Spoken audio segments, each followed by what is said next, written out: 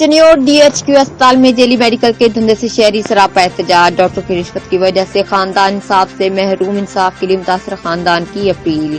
लड़ाई में मुतासर खानदान मेडिकल करवाने के लिए DHQ अस्पताल का रुख किया, जहां पर डॉक्टर की मिली भगत से सही दफात शामिल न करने पर मुतासर खानदान एहतजाज करते हुए मीडिया को बताया कि लड़ाई के दौरान हमारी खवातीन शदीद जख्मी हो गई थी, जिनमें हमारे खवातीन की उंगलियां बाजू तक टूट गए थे और सर में शदीद चोटें लगने से खवातीन को बेहोशी में DHQ अस्पताल मुंतकिल किया गया, जिस पर डॉक्टर हिना बलोच, डॉक्टर एहतशाम और MS आजम ने भारी रिश्वत लेकर मुलजमान से साजबाज होकर हमारी मेडिकल में सही दफात की जगह सादा दफात शामिल करके MLSC खराब कर दिए।